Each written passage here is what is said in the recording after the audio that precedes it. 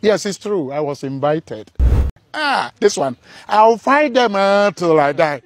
My mind hasn't changed at all.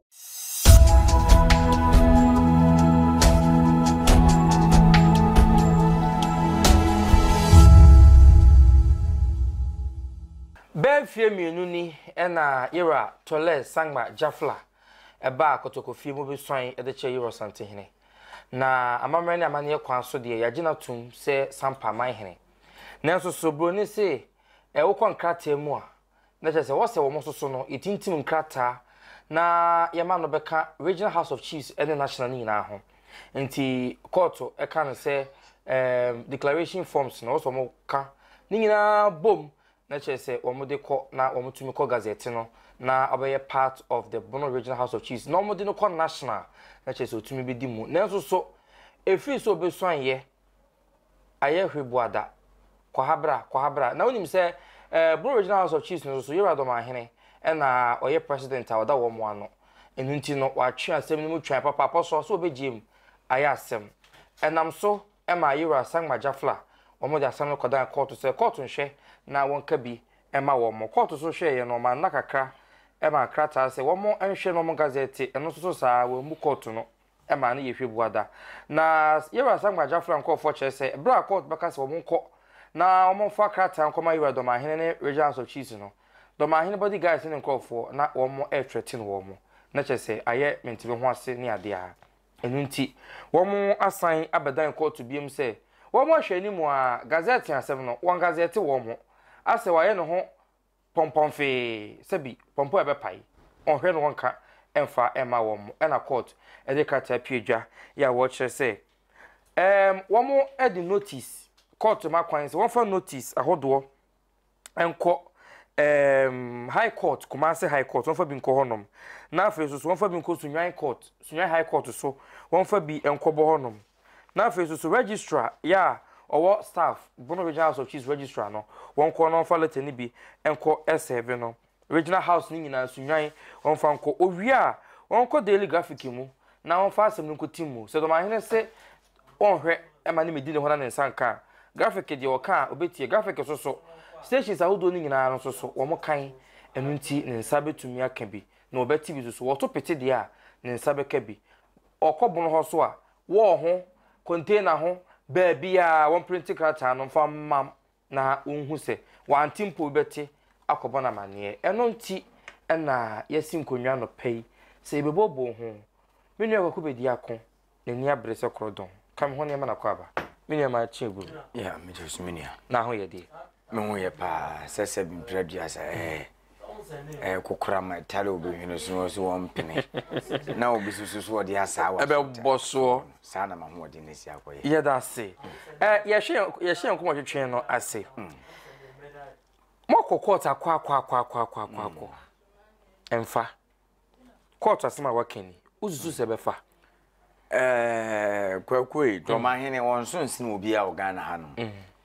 na sebi de bia me de medi court ho ya free sa asemi ba enya na medi court ho ya okay e de ntina medi court ho ya ye twa asemi srani abasa nipa ba ko pe sebi Kumasi budokura ye ku ne to twene kwa me nkruma okọ okay buzi amu nyina wo mo ye de omokọ na wono wo bi asabi kuro ketuo bi a odi so ese wono wo de Ghana mra etwetwe fom no ye te wo ne ye hwe no kwakwa sana nanom no ye wosadi esigdi mu asem menu ache wo mu asem ache dodo sampanse sebeto wo wonye sampa dehye na wo de wano abeto sampanse mu Bono Regional House of Chief for administrative purpose entini ye yu se wo na wo beda no okay se de be ya bibia ba ebesi wo wo be kenkan ma na nanom aba betena wo nyina hu ni se na nanom we se ya ye won patam ya no aban si wo de pipe ma akọ aduonu na eba enti wo de ba ni sampa be ma momiensa doma ye benya mienu wasede eno no okay bibia ni obi ma e wo se wo kọ na wo kọ ye e de bo na nanom e ho obi ade no ho enchira ade no ho drobo de no ho sampa de no ho obi anse obi ase wo no na regional house of chief no me se ensi hene nto hene wo honom nti sesabi wo bi na ye de na asema ba na ye se ko ne ko gazette no ko gazette nipa na eno so wo pese wo di mfie se ne ko gazette nipa no tumi a waba benya na ban na de ye den e ma ho e na ban kro na ehya wo se ko ne ko gazette nipa ne sei no me ka mo ho ne ehu sesese na nana wa mo ye aduonu num nti de bibi ba ye de aduonu na ye ba mududuo ni ye de ye de aba asan kata ahye dream pro ye na wo ye nkofo duodum na wo na anim sika wakwakwaje afro obi onti no wo mpesa wo de na tole sanwa jafla sampa man ne beko na wo ne registrar na matena so na registrar so amanya bo ne ntena ha na waka na no atum se sabi abofra waja ne yagu no ho a sabi mpredi asa ya tia na se wa nrora tare na obafia ye bebo no na wo ye din wo ye den wote wonom na anu ye ko court mi hu no wa fo papa registrar bro regional house of chief wo se wo hwe papa na nima bibi hante no bibi wo wono e obi na ehye ne chima ne ye de wo ye no e ka wono nkwa nkode kwana na soma de adwono nanso ba bia wo na empanifuo bi super so mo ye ne se bi abofra woni agya ni ana no e na omo hye ne mu na omo hye ne mu no wo ye sa ne ma no they say they court to the crata babontin 21 days month mi ama mo be file for stay of execution ye ma mo kwan ma mo be kire mu nsemu court abo agu sesi a court se yemfa nkrata amrebo me ame pemu dia Dormaahene fie no yemfa bi nkobo animu gate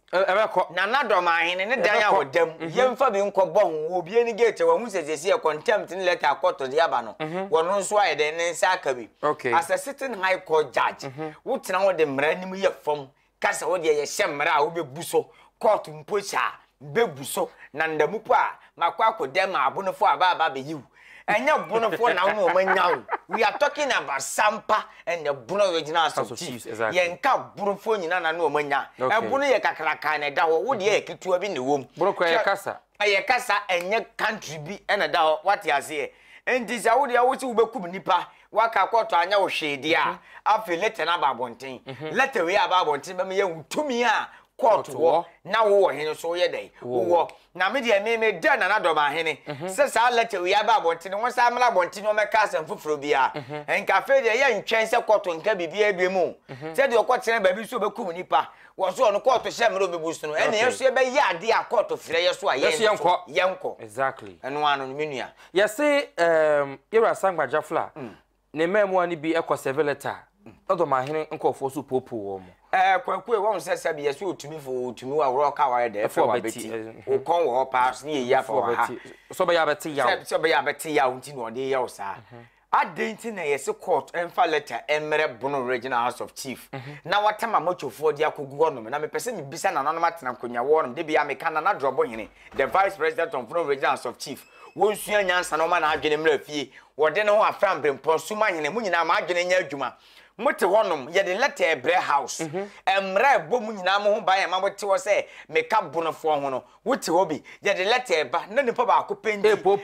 na mo hwe na mo ye necessary wo ye nyina you in support mu nyina mo support so wonya dai wonye me maka suma hene drobo hene Dormaahene wo mo enko a na wo bono regional of chief asankro form yensa we three set problem ayesu an school mu no wo mo na be bono regional of chief mo haw as say abeda na oye ne da bono regional of chief enti letter we aba bonte no enko na wo se wo ye bema wo se wo ye matwa wa peda dade aso akwa so de fa kwaso aso le ban fa buwa na nya be hira wo pefuo bi ne fa do Dormaahene no nsase wo pe na wo hene na wo no fa wo se betena ho ye de letter eba abo obi no wo ma wasase mfa nya kua afisa se nso beto aguso am wonya bi no ba ye beba mo akwadwante so akwakoto wo dwato de emfa ntena wo na emfa koto no mu se mama ye fom emra no nya so nsa wa matwofu a wo kwakofa wo mu mpo wo be hu se mfa so nya den eni wo mo so no kwasem Ghana ye wa police for ha ye wa asrafo efro mu so je for ha ne sa wo military police a sabi wo sra ni bi di nyamransam a wo no ene wo so we dey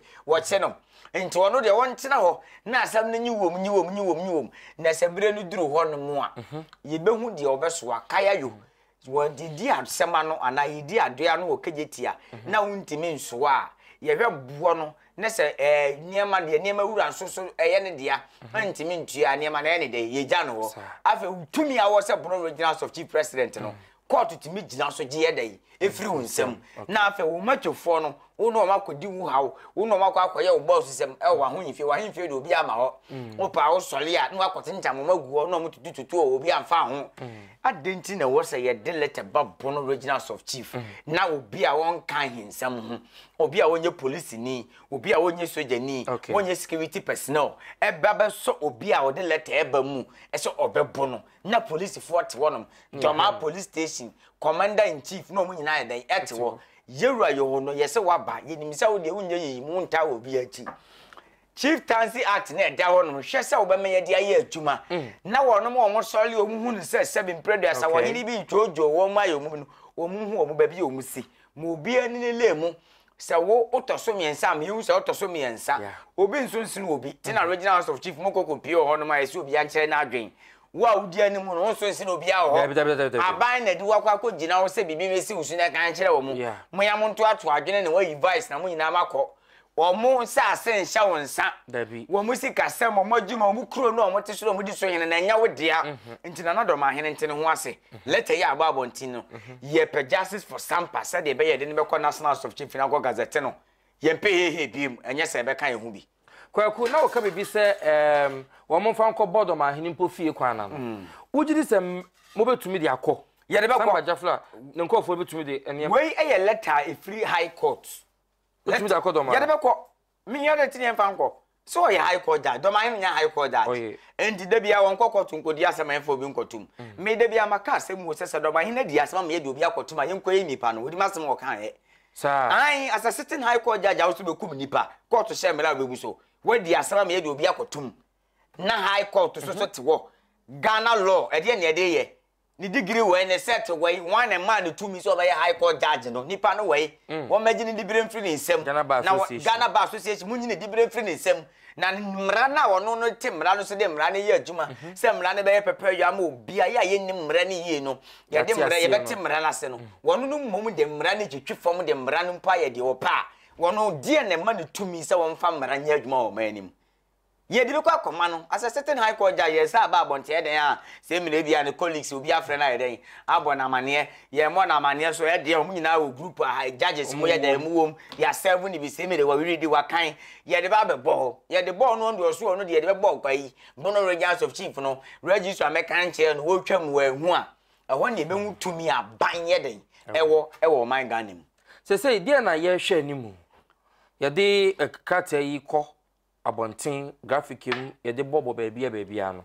ni nyina nkamfu ano ye wia de na ye hwe animu kwakwe won se nkantoma no ye si ni dem a nkasomwia ye den aba nanso enam na Dormaahene agimugye ne kofi mensa am ya kosi ye nyina ye ntoma fi wa abontinti e wose obi ate ni ye hu de na Dormaahene te wa wo ye den oye sampa cases bai ni obi adwene se bia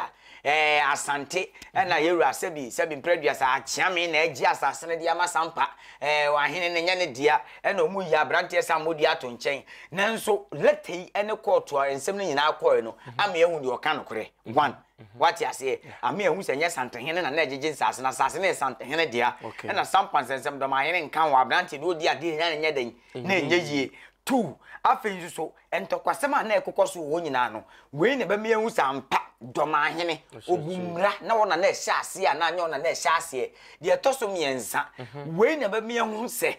emra ye de ye adwuma se law na da o man constitution nyina ehya ase no a o ka se obi se obebusu no we ne ba me ehu se wodi kinya busu na we so de na obedai wo be no de ye hwe anim nyina se ye de na san majafa na document baba eye buno originals of chief na register de aba national ni aba gazette no na Ghana chieftaincy law na da wonum so ahu sampa Bono original house of chief say the Sampa traditional council the overlord of Sampa Nana Tole Samba Jamfla otoso mienu ono na Sampa Mahene wababa be ka Bono original house of chief eno ne yehwehwe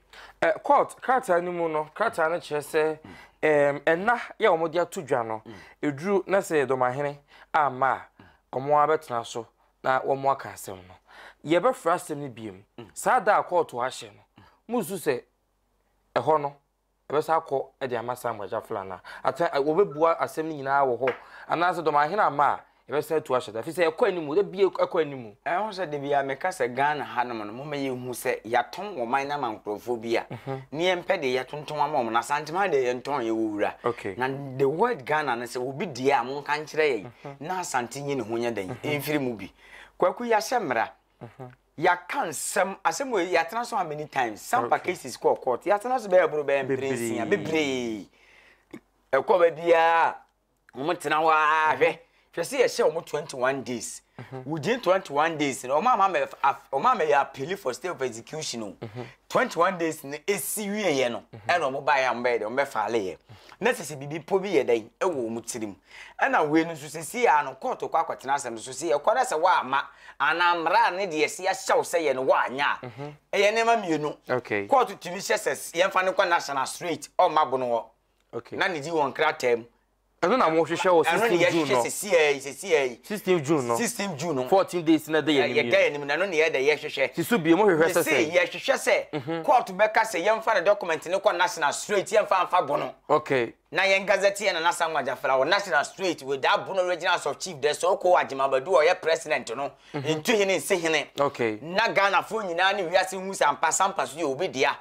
Ghana kwanti eba na amane ne amamre kwan so de yenim se Sam Majafra na ye wo hene ba se de be ya Ghana mra ebe hu se ye na Sam Majafra no so ye wo hene no eno ne ye hwehwe ena wo se kofa bo no ena de wote bo no so ai no so e pani nti ono won fa ho de a Ghana mra timi hye mra de ye hwehwe ne se obeka se krata no de se nkofa bo no bim enko national street na ye mfa ne ma ntim so ne ye hu se odi mo na ne ye ne pani a wo ye no se be mprediasa wa se bi kwaku na watena wo ba bi na opani a wo ye no wa wade ho pani se wa beso mo ho se wo ne wo drobo ne wo suma mo mo be ye mo bono regionals of chief na dan kakraka no mo me enzama kwatena mo de bia bobo mo ho a obi amfa mo ho na mo amakwatena ho enti e twen set on the 16th of June court be say yemfa ye na Sam Majafra document no ko national street without passing bono regionals of chief eno ne yehwe eno ena yehwehwe enti na makomako edunan na court de ato ho se ohwe animu se nkrata anansem a wakuruchi no wonfa ensem nyina nko graphic mu wonfa tata abono wonfa nko regional house of chiefs ho Kumasi high court Sunya high court wonfa mbo ba bia yewa Dormaahene nsa ebetumi akanti ehwe animu se 16th June no Kumasi high court satanse a wobeba na womo aka asem nyina de afri honom wa ma se de santima bunu bi ka no o se court nyina so na wonje yera sangba jafran tum e wo national house of chiefs no asinti ehwe ni mu se danu du ono mo a de besi ho bia so e ma mo nsa aka kwaku bedi akon e na mi si nkonwa mi din dia tesem hene kwaku aha ADUMASA TV for adwen kire to ho no mobuo enya ni die emra okasem ADUMASA TV ewo YouTube ADUMASA online Facebook TikTok ADUMASA Media Macau